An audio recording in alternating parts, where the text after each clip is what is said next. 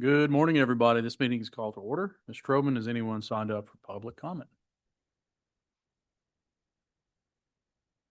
Good morning, Commissioners. Les Trubman, General Counsel. We have a few folks registered for public comment, one in person and then a few online.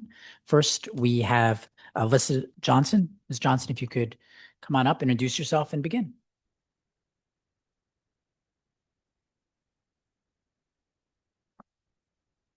Good morning. My name is Elisa K. Johnson. Morning, Ms. Johnson. Thank you all for the opportunity to present my appeal this morning to your commission in consideration of my request. I'm respectfully requesting a waiver under 40 TAC 809.3 to allow my children to receive CCS scholarship benefits while remaining enrolled at the center where I currently serve as the director and head of school. I fully understand and respect the intent of this ruling, which is I suspect, to prevent conflicts of interest and ensure fairness in the administration of child care subsidies. My request is not to challenge this rule, but to demonstrate that my current circumstances reflect the type of hardship the waiver process is designed to hopefully address. I have worked in Texas child care for over 20 years, and I've maintained an impeccable record with child care licensing. Throughout my career, I've partnered closely with CCS programs and have consistently supported families who rely on child care assistance. I understand the responsibility and integrity required in administering and participating in this system, and I take that responsibility very seriously. I'm also very recently the sole provider of our 5 children as of October of 2025.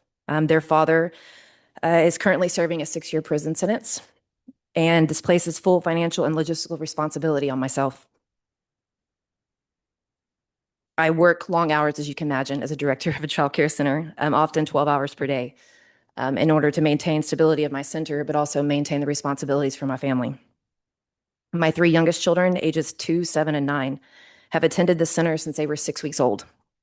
This is the only environment they have ever known. They are established, supported, and thriving in a setting where they feel safe and secure.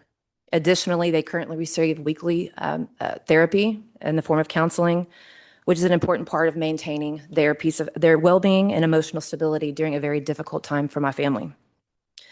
Requiring me to move my children to another center in order to receive child care scholarship assistance would create a significant hardship for myself and my children. I am the sole source of transportation for my family, and there are no realistic CCS providers that would accommodate my current work schedule as well as my children's current needs.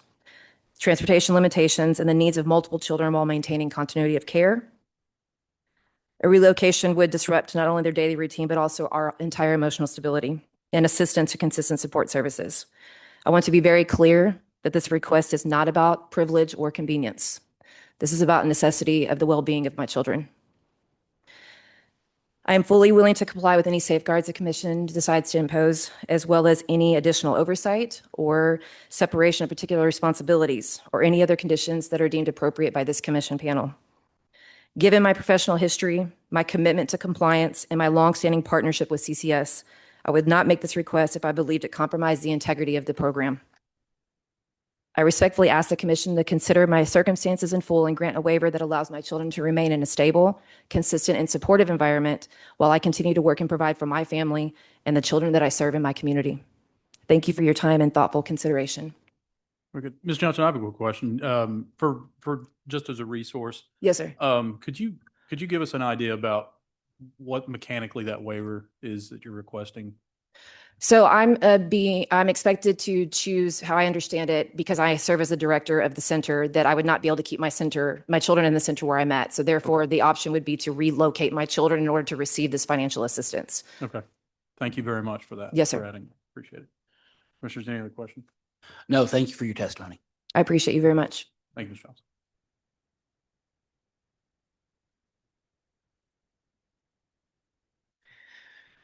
Commissioners, we have a few online comments this morning. First, we have Vicki Flower. Ms. Flower, if you could unmute yourself and begin.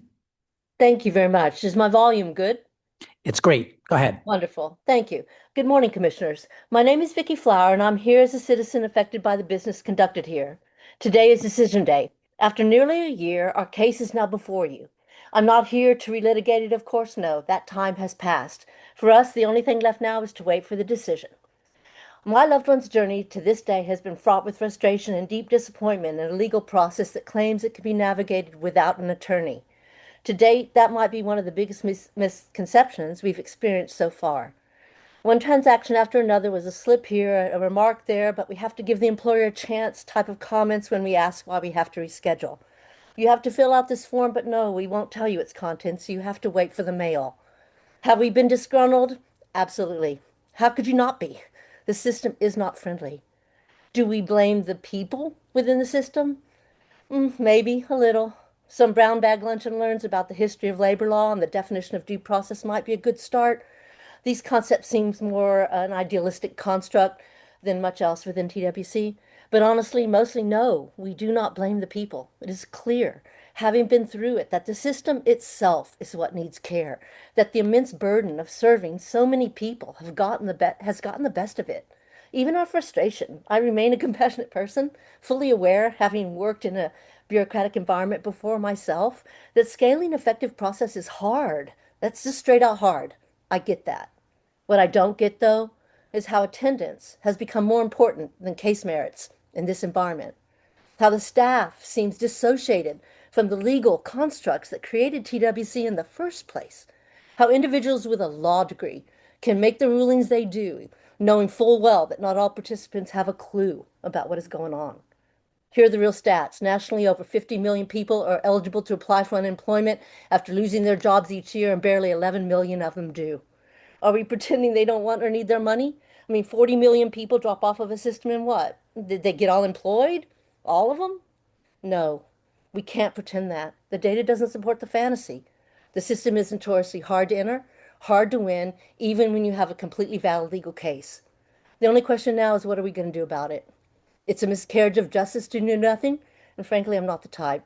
My career naval officer father, a man who devoted his entire life to democracy and justice and taught me to do the same, I can hear him rolling in his grave. He would be ashamed of me if I chose to do nothing in this moment in history. The only question I have left for you is, are you the type to see a truth this big, this wrong, and ignore it? I hope you aren't. I really do. In conclusion, thank you to everyone, yourselves, your staff, everyone who's worked on our case. We sincerely appreciate it. We know you work hard and are doing your best. Have a nice day. Thank you. Thank you. Next, we have John Andrew Rabinius. If you could unmute yourself and begin.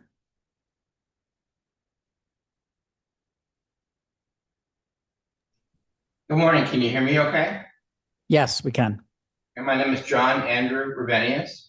I am addressing the commission this morning regarding my unemployment benefits that have been withheld from me. My employer that terminated me is accusing me of insubordination based on not going to my direct supervisor, but going to the senior management, which was the owner of the company and the vice president of the company. I'm an engineer, I'm a design engineer. I was directly contacted by the president of the company to work on a personal project for his personal residence here in Greenville, Texas. That project was also discussed between myself, Troy Henry, the owner of the Henry Group, Dan Thompson, who's the vice president of the Henry Group, and myself. I submitted 23 pages of text messages between myself and Brent Stevenson, who was my manager. He's the engineering manager at the Henry Group, detailing conversations directly related to the projects that I was working on with Troy Henry and Dan Thompson. But Brent is denying any contact at all, and is accusing me of going behind his back to the management, which is cause for insubordination. When I was terminated,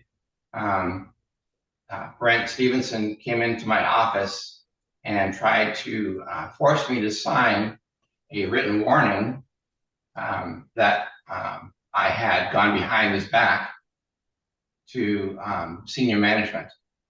I told Brent that I wanted to speak to Troy Henry and Dan Thompson because they had come to my office personally and contacted me directly to do these projects.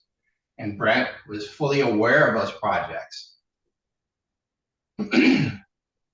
I also told Brent that I wanted to go to Human Resources.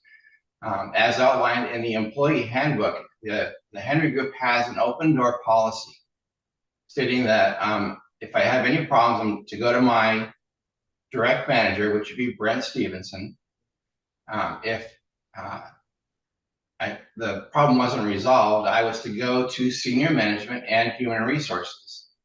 So Brent left my office and went to find the operations manager. His name is Nathan Oxley. While Brent was talking to Nathan, I went to the human resources office and talked to Linnell Day. She's the human resources manager, explaining to her that Brent Stevenson was trying to get me to sign a written warning without first discussing it with Troy Henry and Dan Thompson and Linnell Day. Linnell said she had not heard anything of this situation at all and advised me not to sign the written warning. So I went back to my office with a copy of the employee handbook. A few minutes later, Brent Stevenson came back to my office with Nathan Oxley. At that point, Brent did not say anything anymore. Nathan said that I was to sign the written warning, that I wasn't supposed to go behind Brent's back and talk to senior management about anything.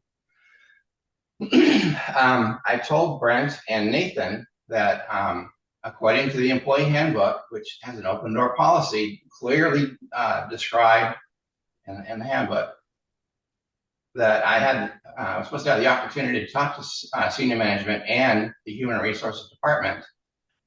Nathan Oxley told me that was not going to happen and directly told me that if I did not sign the written warning, that I could be terminated.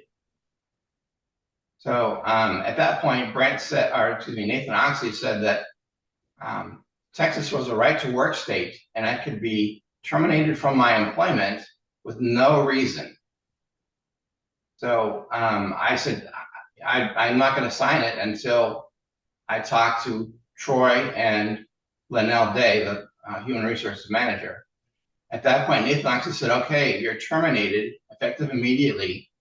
They had me gather my personal things and they escorted me out of the building. Okay, now I've submitted 2 documents to the tribunal and again to the commission. One of them is called Burden of Proof, which outlines 10 or 11 points that the Henry Group violated the employee handbook and this procedure with the TWC. They didn't call into either the pre-tribunal or the tribunal hearings. They didn't submit any sworn statements or affidavits. The email that Brent Stevenson sent to Linnell Day, who forwarded it to the TWC, is horribly wrong. Brent in his email said that I was warned of not going beyond Brent's authority on April 7th and then terminated on April 9th. That's not true. I was not an employee of the Henry Group on April 9th. I was terminated and escorted out of the building on April 7th. Also in that email, Brent Stevenson. Mr. Ravenous, I'd like to ask if you would wrap up your comments in about another minute. Your testimony will be provided at appropriate time. Okay, thank you. I'm sorry to go so long. That's okay. Thank you. All right, I'll just wrap it up. You have all the documentation. I wasn't able to provide emails or meeting notes, and there's a required engineering meeting every week to discuss these projects that I work on. Brent Stevenson is always required to attend, as well as myself. The owner of the company and the vice president of the company are always there. So Brent was in full knowledge of our communication and our discussions. This is all detailed, so I will wrap it up now. Thank you very much for your time, and I will wait for your decision. Thank you. Thank you. Also, we have Cynthia Pearson, if you could unmute yourself and begin. Good morning from West Central Texas. Thank you, Commissioners and Mr. Peer, for the opportunity to speak today.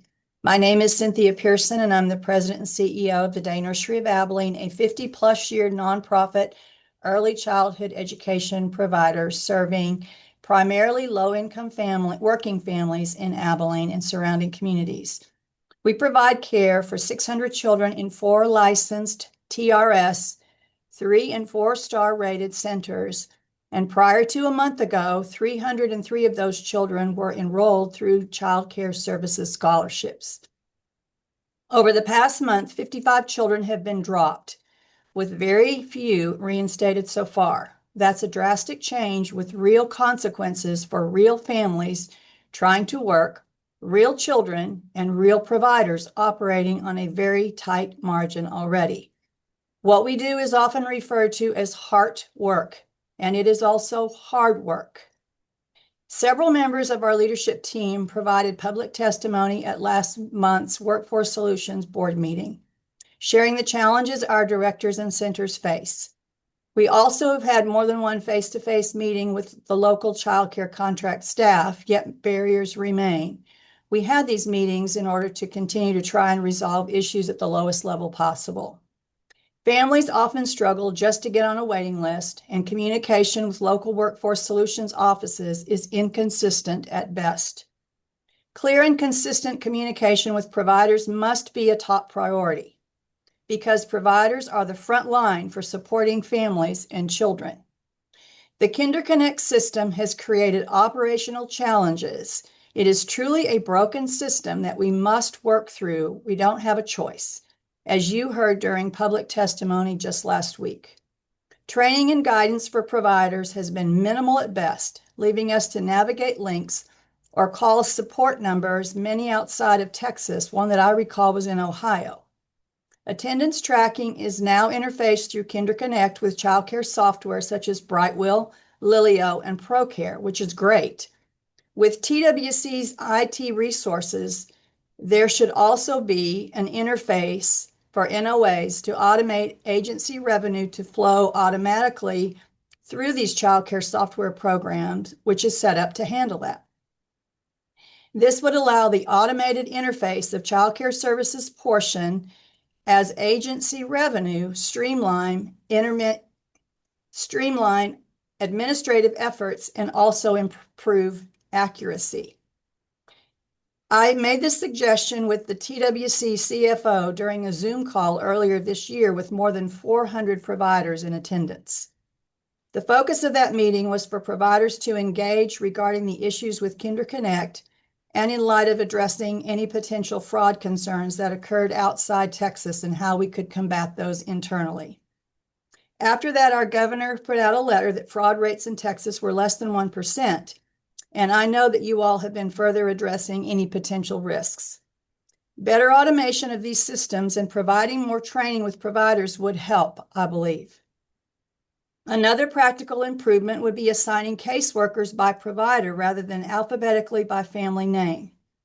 This was suggested by our local child care advisory group, and it would allow for consistent relationships with 1 or 2 caseworkers instead of alphabet soup of contacts we currently face, providing continuity and more effective communication for families and providers.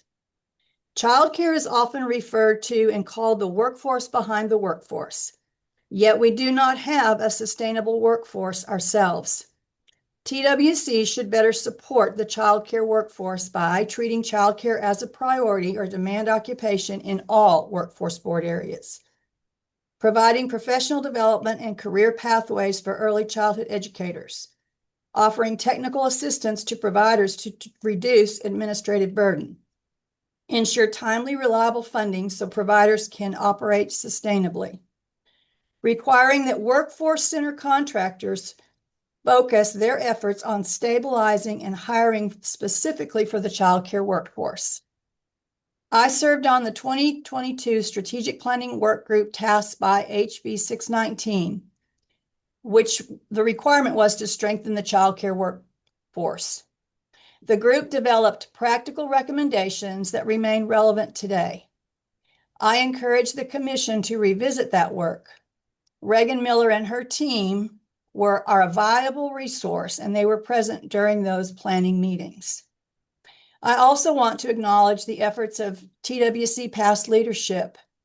Commissioner Demerson was outstanding and truly understood the needs of childcare and as an employer. My first meetings personally with any of the TWC commissioners was with Commissioner Alcantar, and of course, many times with Reagan Miller through various work groups and childcare related efforts. And although he's now retired, Mr. Cerna had said in the TRS conference in 2024 that he wanted to hear from providers. He came into a session and heard many of our concerns expressed.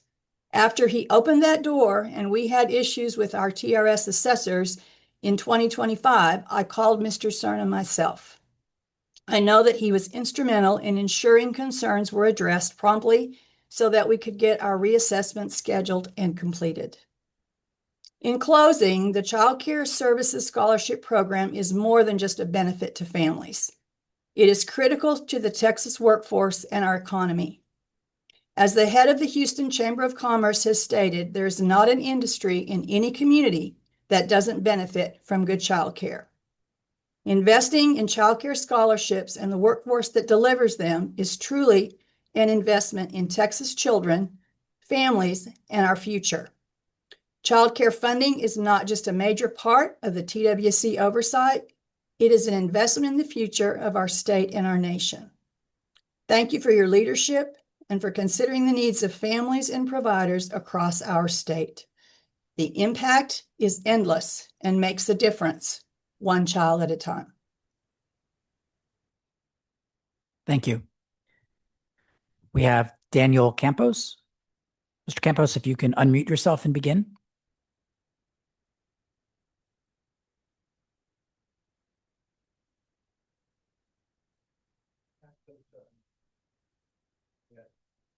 Okay. Mr. Campos, are you able to unmute and begin?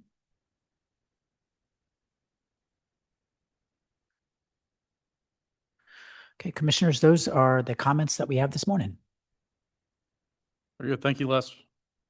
Now turn the meeting over to Commissioner Connett to preside over agenda items 3 through 8. Mr. Connett. Thank you, Chairman, and good morning, Ms. Lester. I understand that we have no cases to reconsider under agenda items 3 through 6. Is that correct?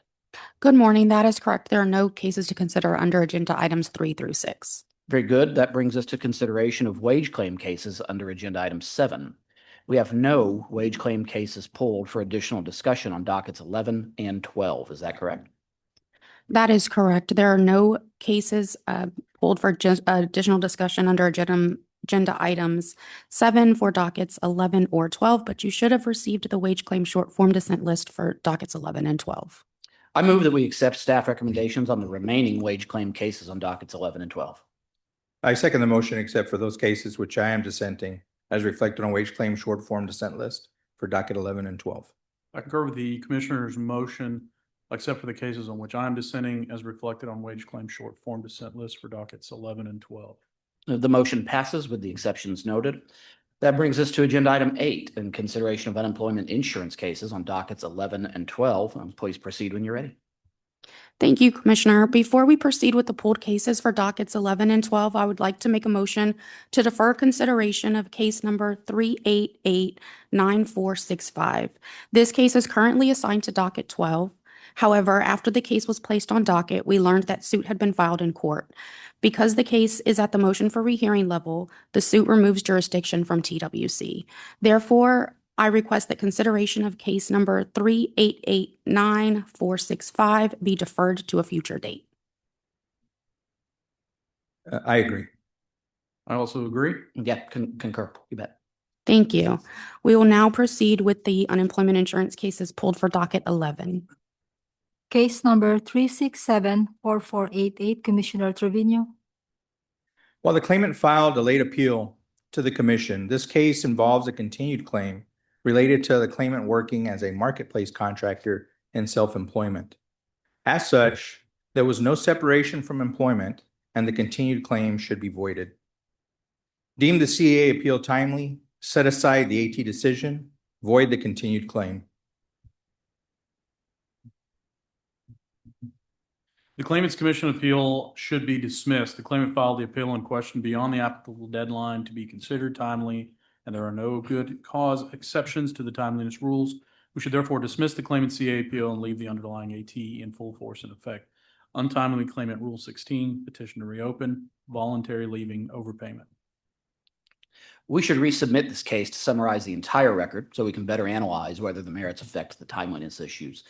The available evidence on the underlying issue suggests that the claimant may have worked temporarily as a gig worker while searching for other work. This could mean that the claim is void from its inception, in which appeal time limits would not apply. Therefore, resubmit to summarize the underlying merits testimony.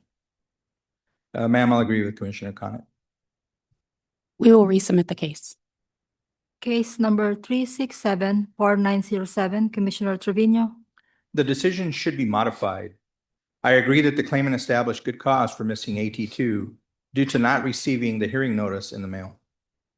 However, the claimant should also be granted good cause for missing AT1. The claimant registered for the hearing several hours early, and after missing the hearing officer's initial call, he immediately returned the call. The claimant was then on the phone with the commission representative, so the hearing officer's second call went straight to voicemail. The claimant also called the hearing officer back, and within a couple of minutes, but was told that it was too late to participate in the hearing. Since the claimant clearly made good faith effort to attend the hearing, good cause should be granted and the case resubmitted for merits testimony. Modify the AT, claimant established good cause for both AT1 and AT2, resubmit. The AT decision should be affirmed. I don't dispute the good cause ruling regarding the claimant's non-appearance at AT2. As to the claimant's non-appearance at AT1, the claimant has not presented a good cause reason that was beyond his power to control for failing to attend the hearing.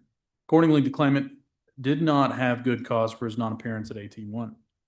Regarding the job separation, the weight of the available evidence established that the claimant was discharged due to poor job performance resulting from neglect rather than from working to the best of his ability.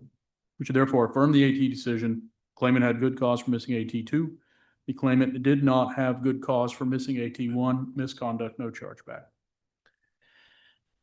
We should grant good cause for both hearings and resubmit this case for merits. The claimant established good cause for AT2 because he provided credible and persuasive testimony that he did not receive the hearing notice. The claimant established good cause for AT1 because he registered for the hearing and made a good faith effort to participate.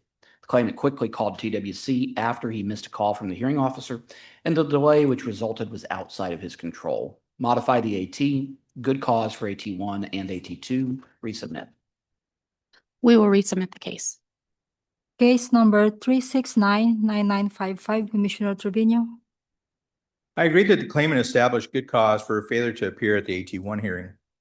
Regarding the job separation, this case involves a continued claim related to the claimant working as a marketplace contractor in self-employment.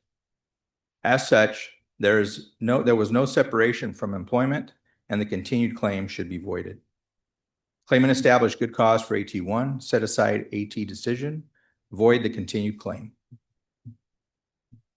The AT decision should be affirmed. First, I don't contest the good cause issue. As to the job separation, although the claimant may have a compelling reason for resignation, the reason was personal and not connected with the work, constituting a voluntary quit without good cause connected with the work.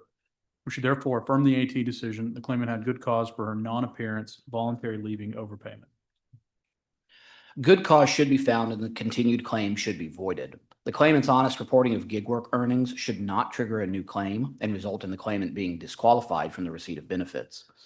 The claimant's work as an independent delivery contractor for a marketplace platform was not in employment. Thus, there is no separation and the underlying rulings are void.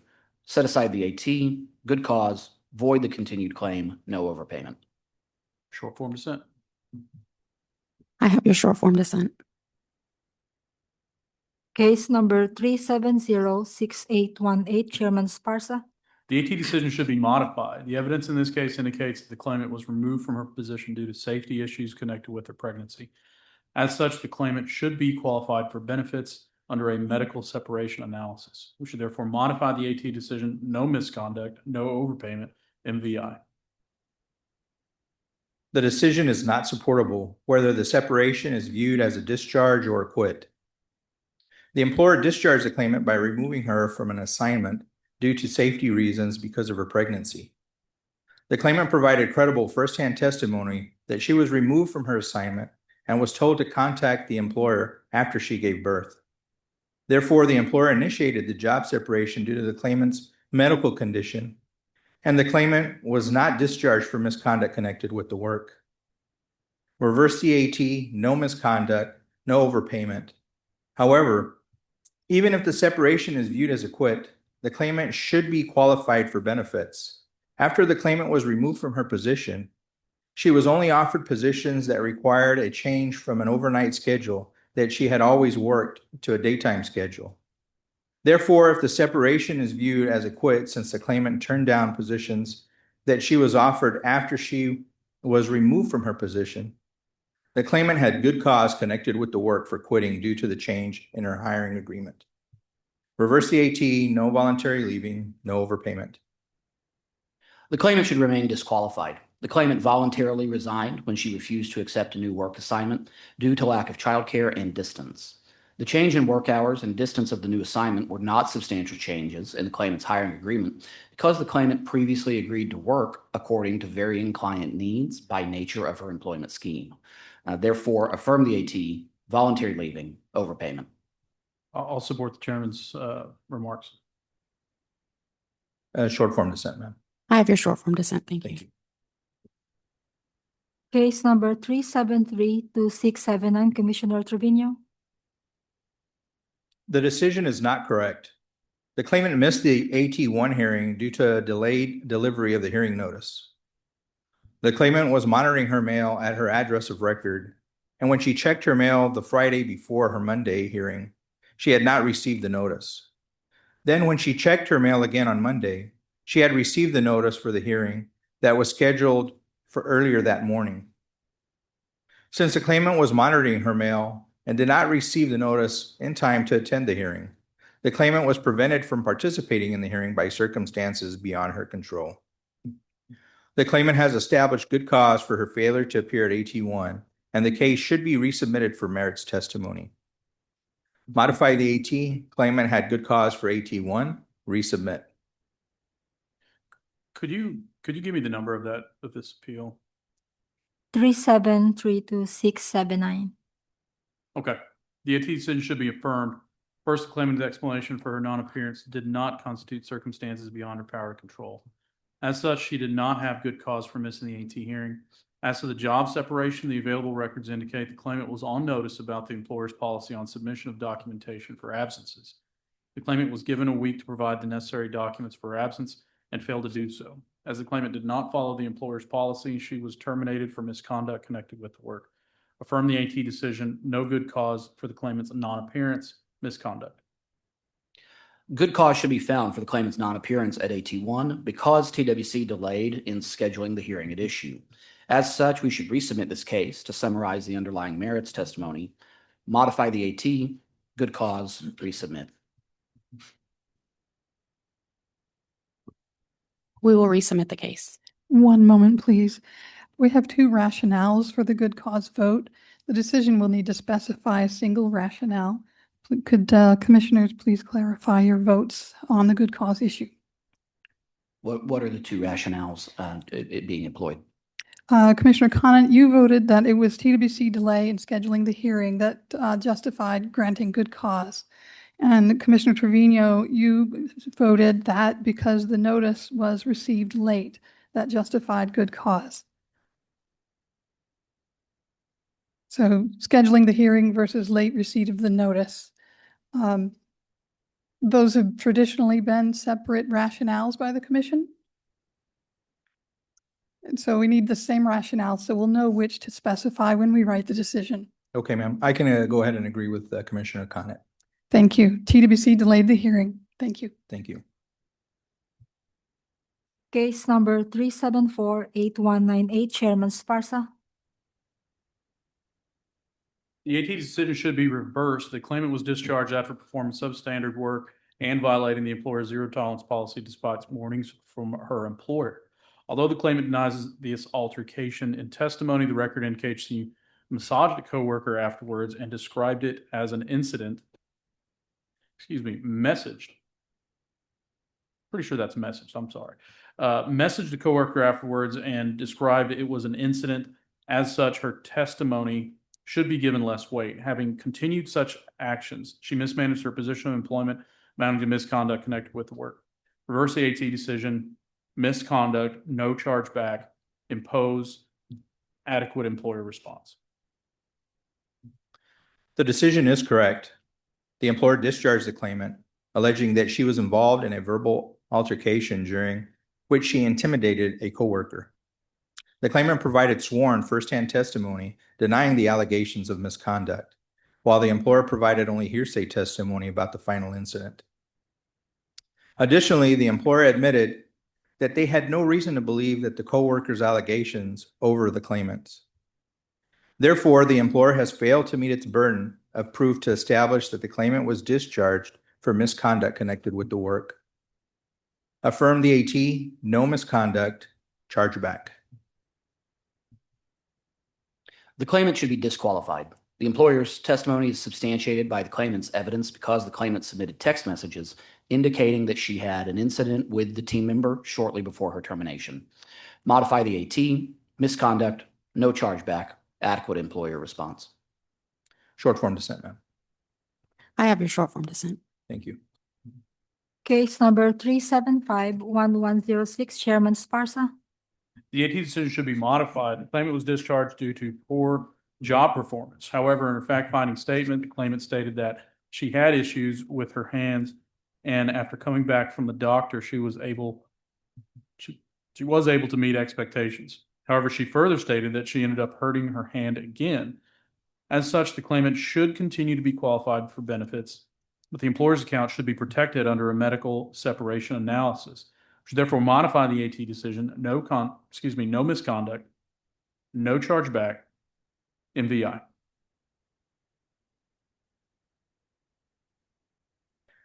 The decision is correct.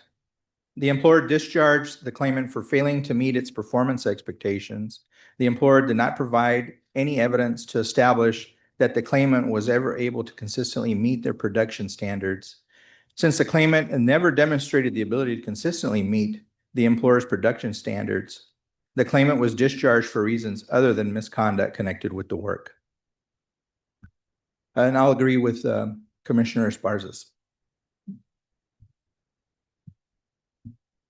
The claimant should be disqualified because the evidence suggests that the claimant was sometimes able to meet production standards, was provided ample coaching opportunities by the employer, and did not inform the employer that a medical condition may impact her ability to work. We should find that the claimant mismanaged her position of employment. Modify the AT, misconduct, no chargeback, adequate employer response. I'll support the chairman's motion. Short form dissent, ma'am. I have your short form dissent. Thank you. Case number 3751212, Chairman Sparsa. The AT decision should be reversed. The claimant submitted a letter of resignation after being suspended that same day due to an ongoing investigation into his commentary in the workplace. As the claimant resigned the day he was informed of the suspension, the claimant left on his own accord before the investigation finished, amounting to a voluntary quit without good cause connected with the work. Reverse the AT decision, voluntary leaving, no chargeback, impose adequate employer response. The decision is correct. The claimant resigned after being suspended without pay for a week, pending an investigation into allegations of inappropriate comments made by a disgruntled employee who the claimant had recently reprimanded. By suspending the claimant without pay for a week, the employer had already initiated the work separation at the time the claimant submitted his resignation. Since the employer did not present any direct evidence to substantiate the allegations of inappropriate behavior, They did not meet the burden of proof of proving the claimant was discharged for misconduct connected with the work. Affirm the AT, no misconduct, chargeback. The claimant should be disqualified from the receipt of benefits because he engaged in misconduct. While the employer provided mainly secondhand testimony of the claimant's wrongdoing, the claimant admitted under oath to making at least 4 different vulgar or hostile remarks that the employer accused him of. The claimant's use of inappropriate language in the workplace constitutes a mismanagement of the position. Modify the AT, misconduct, no chargeback, adequate employer response. I'll change my vote to a misconduct and support Commissioner Condon. Short form dissent, ma'am. I have your short form dissent. Thank you. Case number 3807687, Chairman Sparsa.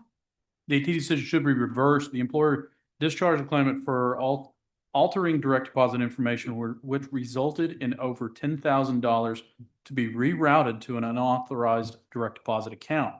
The employer has presented documentation that identifies the claimant as the one who altered the direct deposit information.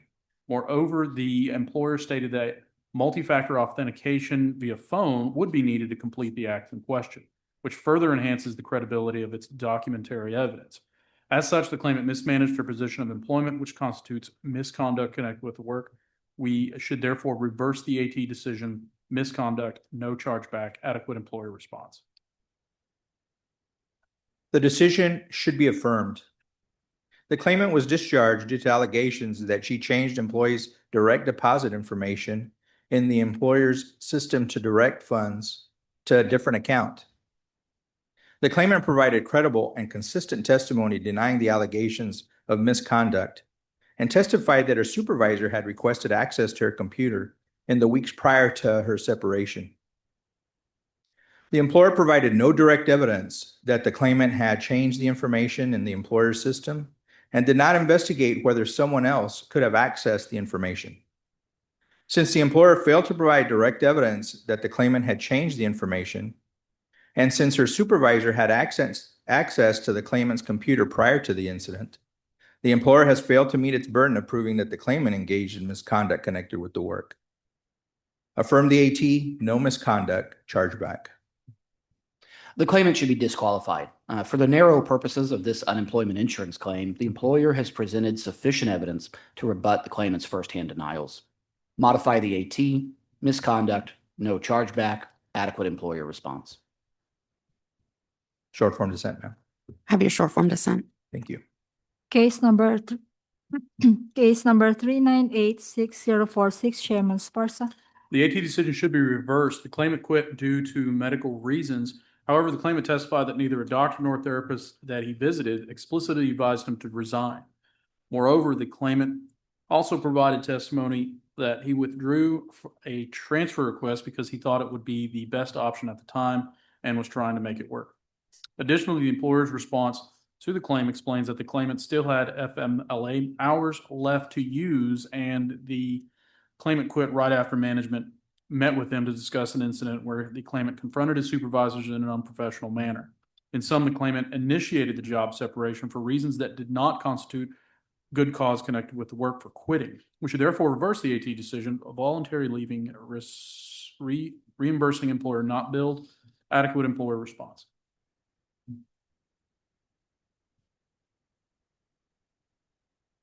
Due to the potential appearance of a conflict of interest, I will abstain from voting on this matter. The claimant should be disqualified. Although the claimant appears to have a legitimate illness, the claimant completely rescinded his departmental transfer request before affording the employer an opportunity to accommodate him.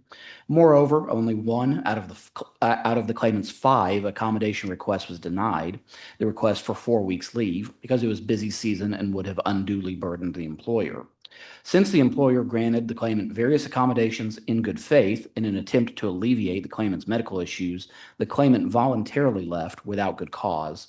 Modify the AT, voluntary leaving, reimbursing employer not billed, adequate employer response.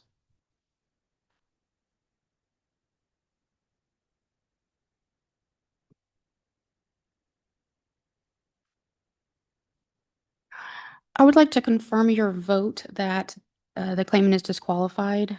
due to voluntary leaving without good cause. Yes, that is my vote. And no, the employer will not be billed, employs adequate response. Correct. Thank you. And just to clarify, because you're abstaining, there will be no dissent. Correct, I abstain. Thank you, sir. Thank you. This concludes the unemployment insurance cases pulled for additional discussion on docket 11. You should have received the unemployment insurance short form dissent list for docket 11. I move that we accept staff recommendations on the remaining UI cases on docket 11. I second the motion except for those cases which I am dissenting, as reflected on UI short form dissent list for docket 11. I concur with the Commissioner's motion, except for the case in which I'm dissenting, as reflected in UI short form dissent list for docket 11. The motion passes with the exceptions noted. We will now move to the pulled cases on docket 12. Case number 3698305, Chairman Sparsa. Regarding validity of claim, the claimant filed a valid claim. As to the job separation, the Commission should grant a rehearing in this case. The employer testified that the employees receiving a warning before each month they do not reach the required performance score. The claimant was hired at the end of January of 2023 and did not receive her first warning until August of the same year. A hearing should be conducted to further develop the record regarding the claimant's job performance during January of 2023 through July of 2023. This period of time does not reflect warnings for the claimant's job performance. Such a rehearing would be helpful to establish whether the claimant possessed the capability and consistently meeting the employer's job expectations. Therefore, the claimant filed a valid claim, and we should rehear this case for the reasons so stated. The decision is correct. First, I agree that the claimant filed a valid claim for benefits. Regarding the job separation, the employer discharged the claimant for failing to meet their performance standards. Although the claimant received numerous warnings about her job performance, the evidence clearly suggests that the claimant was never able to consistently meet the employer's performance expectations, even though she was working to the best of her ability. Therefore, since the claimant was discharged for her inability to meet the employer's performance standards, her separation was for reasons other than misconduct connected with the work. Affirm the AT, valid claim, no misconduct, charge back. I'll concur with Chairman Esparza on his rehear rationale and vote. We will rehear the case. Case number 3720329, Chairman Sparsa. The AT decision should be affirmed. The claimant was on notice about the employer's zero tolerance policy, admitted his wrongdoing to the employer despite his previous denials. As such, he was discharged for misconduct connected with work. Affirm the AT decision, misconduct, reimbursing employer not billed, sever adequate employer response. In the alternative, I would agree to rehear to allow the employer an opportunity to provide video footage or witnesses of the final incident. The decision is not supportable. The employer discharged the claimant after it was reported that he behaved inappropriately while interacting with another employee. The employer only provided inconsistent secondhand testimony to support their position that the claimant acted improperly. The claimant, on the other hand, has consistently denied under oath the allegations that he interacted inappropriately with the coworker. Therefore, the employer failed to meet its burden of showing that the claimant was discharged for misconduct connected with the work. Reverse the AT, no misconduct, bill reimbursing employer, void adequate response. We should find that the claimant was discharged for work-connected misconduct and the employer's account should not be billed. During testimony, the claimant admitted to interlocking his fingers with a coworker's, and his explanation that he meant to give his coworker a high five lacks credibility on its face. Further, the employer submitted sufficient evidence to prove that the claimant specifically acted to make his coworker uncomfortable by initiating the non-consensual handhold in violation of the employer's known zero-tolerance sexual harassment policy. Therefore, modify the AT, misconduct, reimbursing employer not billed, sever adequate employer response.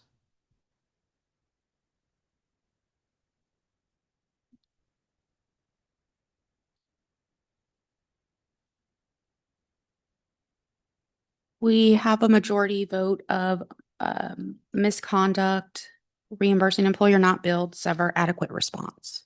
Short form dissent, ma'am. I have your short form dissent. Thank Thank you. Case number 3769380, Commissioner Trevino. This case involves a continued claim related to the claimant working as a marketplace contractor in self-employment. As such, there was no separation from employment, and the continued claim should be voided. Set aside the AT decision, void the continued claim. The AT decision should be modified. The chargeback ruling should be voided. As to the job separation, the claimant ultimately stopped performing services with the named employer because of a personal issue related to her phone. This does not constitute good cause connected with the work for quitting.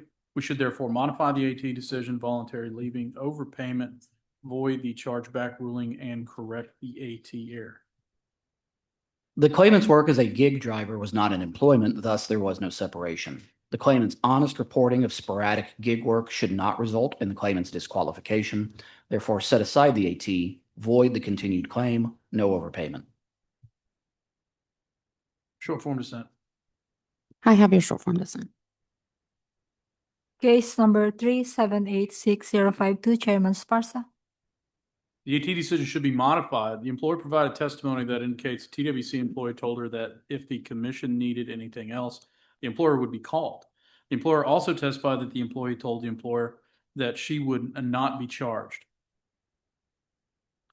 Reliance on this misinformation could understandably put the employer in a state of ease regarding the claim and not be on guard for correspondent association with the appeal rights connected with the claim. Accordingly, the employer's appeal should be deemed timely. Modify the AT decision, timely employer appeal, resubmit for merits testimony, and correct the appellant in the AT decision. The decision should be modified. Since the AT decision incorrectly listed the claimant as the appellant rather than the employer, the decision should be modified to correct this error. However, the AT decision properly dismissed the employer's appeal as late. The employer filed their appeal several weeks after the deadline because the owner was out of the country. Although the owner's son informed her that the business received the determination in the mail while she was away, the owner chose to deal with it when she got back. While the owner also contends that the appeal was late because she was misled by a TWC representative, this is not persuasive, and this allegation was inconsistent with the employer's prior appeal and testimony. Furthermore, it was not shown that the TWC provided any misinformation about the need to file an appeal to the adverse determination. Therefore, the employer's appeal was properly dismissed as late. Modify the AT, late employer appeal, no misconduct, chargeback. Correct the decision to reflect the employer is the appellant. The employer's appeal should not be deemed timely because the employer has not provided sufficient testimony to establish that she was misled by TWC during the May 21, 2024 phone call. Therefore, modify the AT, late appeal, no misconduct, chargeback, correct the appellant in the AT decision. Short form dissent. I have your short form dissent. Case number 3816049, Commissioner Trevino. The decision is not supportable. Though the employer discharged the claimant for using a company vehicle for personal use, the claimant provided credible testimony that he only used the vehicle for personal use during his lunch break, and that there was no policy prohibiting this, and that other employees frequently use company vehicles for personal use during their lunch break without discipline. The employer did not attend the hearing to refute the claimant's testimony, and the policy that they submitted does not prohibit limited personal usage of city equipment. Furthermore, the claimant had no prior warnings and was not put on any notice that his actions would result in termination. Therefore, the employer did not meet its burden of showing that the claimant was discharged for misconduct connected with the work. Reverse the AT, no misconduct, bill reimbursing employer. The AT decision should be affirmed. The claimant was discharged after using a company vehicle for personal matters without authorization. The claimant testified he was only used the company vehicle during working hours, but admitted to going to a personal interview during a lunch break. As the claimant acted in violation of the employer's policy, his decision to use the vehicle without authorization rises to the level of misconduct connected with the work. From the AT decision, misconduct, reimbursing employer not billed. The claimant should remain disqualified. The claimant clearly violated the employer's policy requiring the proper use of employer equipment. The claimant's use of a company vehicle to attend an interview with another employer during work hours was not related to his work with the named employer and against the named employer's interests. Thus, the claimant's use was improper and a mismanagement of his position of employment. Affirm the AT, misconduct, reimbursing employer not billed. Short form dissent, ma'am. I have your short form dissent. This concludes the UI cases pulled for additional discussion on docket 12. You should have received the UI short form dissent list for docket 12. I move that we accept staff recommendations on the remaining UI cases on docket 12. And I second the motion except for those cases which I am dissenting as reflected on UI short form dissent list for docket 12. I concur with the Commissioner's motions, except for the case in which I am dissenting as reflected in UI short form dissent list for docket 12. The motion passes with the exceptions noted. That concludes our work on agenda items 3 through 8. Chairman Esparza, I turn the meeting back over to you. Very good. Thank you, Commissioner. We'll take a quick break for the shuffle. Thank you.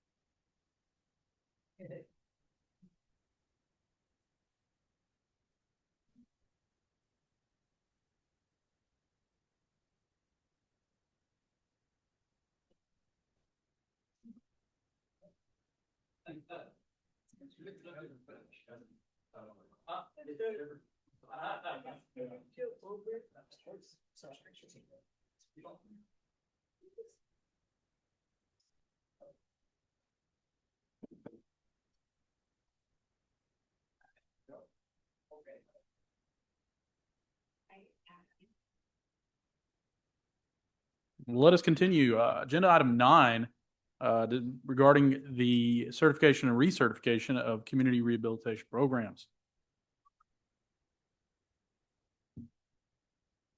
Good morning, Commissioners. Mr. Townsend, Juan Garcia with the Voc Rehab Division. This morning for your consideration and approval, we have one new CRP that's applying for first-time certification to participate in the Purchasing from People with Disabilities program, and 2 existing CRPs that are applying for recertification. The new CRP is Galt Staffing in El Paso, and the 2 existing CRPs are the Corpus Christi State Supported Living Center in Corpus Christi and the Lighthouse for the Blind in Houston. Staff recommends the certifying of 1 new CRP and the recertification of 2 existing CRPs to continue participating in the PPD program. With that, I can answer any questions you might have. Thank you, Juan. Commissioners, any questions? Nothing here. No, thank you. Is there a motion? Chairman, I move that we approve the certification and recertifications of the following community rehabilitation programs for participation in the Purchasing from People with Disabilities program as recommended today by staff. The certification of Galt Staffing and the recertification of Corpus Christi State Supported Living Center and Lighthouse for the Blind, Houston. I second the motion. I also vote yes, motion passes. Thank you. Thank you. Item 10, regarding consideration of possible action with Administrative Code Chapter 800, Mr. Ryan. Good morning, Chairman Esparza, Commissioner Trevino, Commissioner Connett, and Mr. Townsend. For the record, I'm Reed O'Brien with the Office of General Counsel. Commissioners, before you today for your consideration for approval is a proposed rule to add new subchapter E advisory committees to Chapter 800 General Administration. The proposed new subchapter's purpose is to establish abolishment dates for TWC's advisory committees as allowed under Texas Government Code Chapter 2110. Under the statute, an advisory committee established by a state agency is automatically abolished on the 4th anniversary of its creation date unless the agency adopts a rule designating the committee's abolishment date. This rulemaking sets abolishment dates for TWC's 3 advisory committees that are subject to the Government Code's automatic abolishment provisions, and those are the Industry-Based Certifications Advisory Council, the Jobs and Education for Texans Advisory Committee, and the Lone Star Workforce of the Future Advisory Board. The proposed abolishment date for each of those committees is December 31st, 2035. Staff recommends submitting the proposed rule for publication in the Texas Register for a 30-day public comment period. Staff also requests the ability to make minor non-substantive changes to the document to comply with publication requirements of the Texas Register and the Office of the Secretary of State. And this concludes my presentation. I'm available for any questions. Thank you, Reed. Commissioners, any comments, questions? Nothing here. Read a question. Did I hear you correctly? You said the proposed abolishment date for the 4 committees is 2035. Correct, yes. Okay, but nothing precludes us from reevaluating any or all of these earlier than that. Is that correct? That is correct. The commission may change that date at any time. Okay, fantastic. Thank you. You're welcome. Is there a motion? Chairman, I move that we approve the proposed amendments to 40 Texas Administrative Code Chapter 800, General Administration, for publication in the public comment as recommended today by staff. And I second the motion. I also vote yes, motion passes. Stay there, Reed. Item 11, regarding adoption amendments, 40 TAC Chapter 803, Skills Development All Fund. right, again, Commissioners and Mr. Townsend, for the record, I'm Reed O'Brien with the Office of General Counsel. Commissioners, before you today for your consideration for adoption are final rule amendments to Chapter 803 Skills Development Fund. This rulemaking implements Senate Bill 856, enacted by the 89th Texas Legislature regular session. The bill amended Texas Labor Code Chapter 303 to include the Texas A&M Engineering Experiment Station as an eligible applicant for the Skills Development Fund. The rule amendments reflect this addition. The proposed rule received 1 public comment in support of the proposal. No changes were made in response to that comment. Staff recommends adopting these amendments to Chapter 803. Should the Commission adopt the rules, staff requests the ability to make minor non-substantive changes to the document as needed to comply with publication requirements of the Texas Register and the Office of the Secretary of State. This concludes my presentation. I'm available for any questions. Thank you, Reed. Commissioners, any comments or questions? Nothing here. None here. Thank you. Is there a motion? Chairman, I move that we adopt the amendments to Texas Administrative Code Chapter 803, Skills Development Fund, as recommended today by staff. I second the motion. I also vote yes, motion passes. One more time, Reed. We are item 13?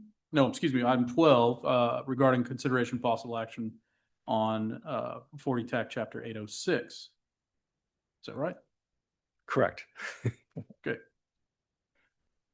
Proceed. All right, thank you. Commissioners, Mr. Townsend, for the record, I'm Reed O'Brien with the Office of General Counsel. Commissioners, before you today for your consideration for approval is the proposed repeal of Subchapter J, Transition and Retention Plans from Chapter 806, Purchases of Products and Services from People with Disabilities. The repeal is needed because the statute on which the rules in Subchapter J are based have expired, and so have the rules under the subchapter. The purpose of both the statute and the rules was to provide a transition period for community rehabilitation programs to ensure that they were paying their workers with disabilities the federal minimum wage or higher in order to continue participating in the Purchasing from People with Disabilities program. Current statute and commission rule require the community rehabilitation programs participating in the PPD program to pay the federal minimum wage or higher.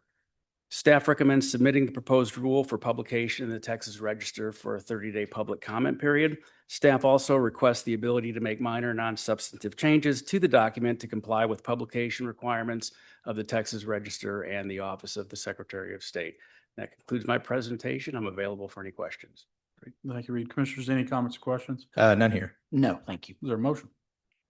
Chairman, I move that we approve the proposed repeal of 40 Texas Administrative Code, Chapter 806, Purchases of Products and Services from People with Disabilities, Subchapter J, Transition and Retention Plans, for a publication for public comment, as recommended today by staff.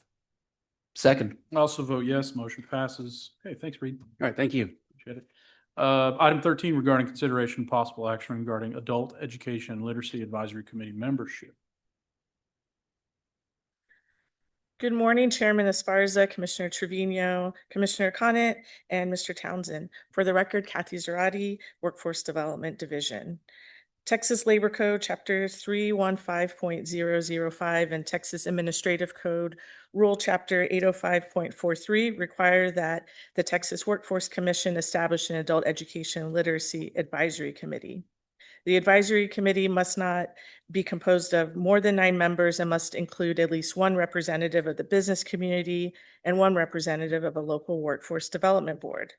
For your consideration today, staff recommends the appointment of 3 new members: Jean Burton, Vice President of People at ATX Specialty Foods; Lisa McDaniel, Executive Director at Workforce Solutions North Texas Workforce Board; and Dr. Krista Van Beurden, Director of Adult Education at Navarro College. If approved, all 3 members would enter into a 2-year term that would expire March 2028. This concludes my remarks, and I'm available to answer any questions on this item. Very good. Thank you, Kathy. Commissioners, any comments or questions? Thank you, Kathy. No questions. No, none here. Thank you. Good. Is there a motion? Chairman, I move that we appoint the following individuals to serve on the Adult Education and Literacy Advisory Committee for 2-year terms expiring in March of 2028. Jeannie Burton, Lisa McDaniel, and Krista Van Beurden. I second the motion. I also vote yes. Motion passes. Thank you, Kathy. Appreciate it. Thank you. On to item 14, consideration of public action regarding U.S. Department of Labor waivers. Good morning, Chairman, Commissioners, Mr. Townsend. For the record, I'm Joel Mullins with the Workforce Development Division. Commissioners, before you today for your consideration and adoption are 3 requests for waivers of provisions of the Workforce Innovation and Opportunity Act. These include waivers related to post-exit supportive services for adults and dislocated workers, WIOA youth program elements, and out-of-school youth expenditures. All 3 waiver requests were developed in coordination with local workforce development boards and in accordance with federal regulation and guidance. This morning, staff recommends adoption of the waiver requests included in your meeting materials for submission to the U.S. Department of Labor. That's all I have, and happy to answer any questions. Thanks, Joel. Commissioners, any comments or questions? Nothing here.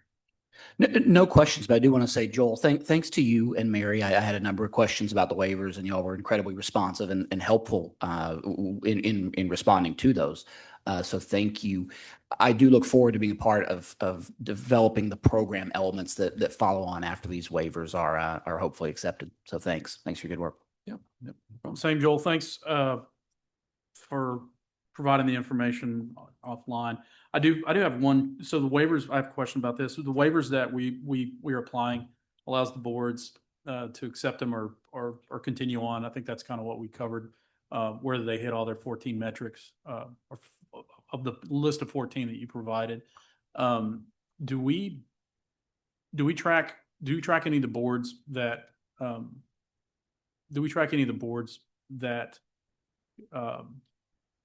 are kind of like if they're exercising those waivers, or if they're boards that continue to hit all 14, is there any response from the board saying, yeah, I'm exercising these waivers, or I don't need them, kind of a thing? Yes, and is your question more about waivers just in general? Yeah, we're That's- giving the waivers to the boards to use or take them if they need them, kind of a thing. Do we Right. track which boards play the card or Yes, Okay. we do. In any waivers that provide the boards additional flexibility, we would track to see, how the waivers are being used and are the boards are using those. yeah.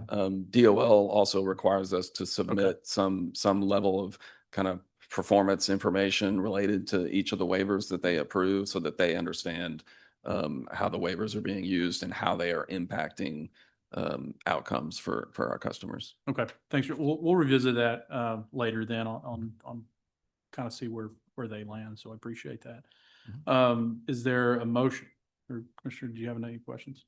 No, I'm good. Okay. Is there a motion? Yeah, Chairman, I'll move that we approve the waiver request of Workforce Innovation and Opportunity Act requirements within Section 134 D2, Section 129 C2, and Section 129 A4 Big A for submission to the U.S. Department of Labor as described in the discussion paper and recommended today by staff.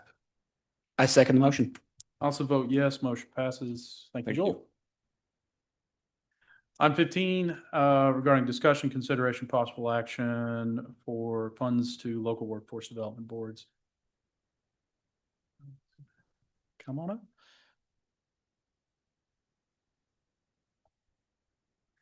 Good morning, Chairman, Commissioner, Mr. Townsend. For the record, I am Suzette Robinson with the Workforce Development Division. The RESEA program includes a series of requirements intended to increase the use and availability of evidence-based reemployment interventions and strategies. States are required to use a percentage of their RESEA grants each year for interventions with strong causal evidence showing a demonstrated capacity to improve employment earnings and outcomes. To meet the evaluation set-aside requirement, Texas implemented the RESEA subsequent meetings pilot in FY 2024, and currently 21 boards are participating in the subsequent meeting pilot.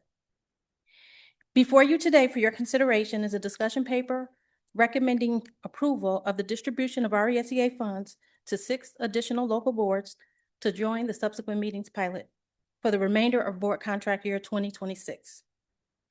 Staff recommends the distribution of $759,000 in RESEA funds to these 6 boards as outlined in the discussion paper, and I am happy to answer any questions that you may have.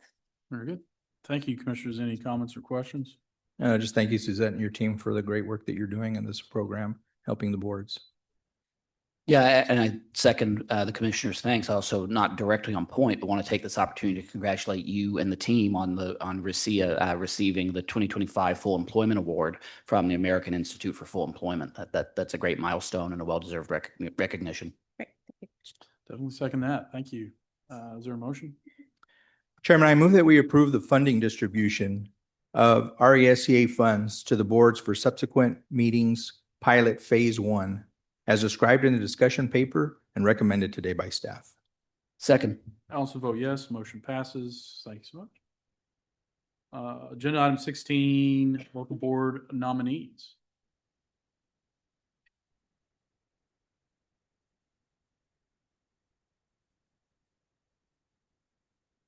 Good morning, Chairman, Commissioners, and Mr. Townsend. For the record, I'm Kara Levy with Workforce Development Division. Today, for your consideration, we have workforce board nominations for the following boards: Workforce Solutions Deep East Texas, Workforce Solutions for North Central Texas, Lower Rio Grande Valley, and Middle Rio Grande Valley. Staff present these nominations for your consideration, and I'm happy to answer any questions you have. Very good. Commissioners, any comments or questions? Thank you, Kara. No questions. No questions. Thanks. Is there a motion? Chairman, I move that we approve the local workforce development board nominees presented today for the following: Workforce Solutions Deep East Texas, North Central Texas, Lower Rio Grande Valley, and Middle Rio Grande. Second. I also vote yes, motion passes. Thank you, Kara. Appreciate it. Reports. Mikey B, you got a report? None today.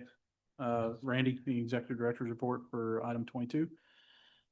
No report today, Chairman, Commissioners. Sitting in for Steve. He's attending the DL regional meeting up in Dallas today, so with his fellow colleagues up there. It's nice to have you here. Well, appreciate that. Thank you. wouldn't say nicer, but you know what I'm talking. Good for Steve. Commissioners, without anything further, is there a motion to adjourn? Chairman, I move to adjourn. I second. Motion was made and seconded. I also vote to adjourn, and we're done. Thank you very much. We're adjourned.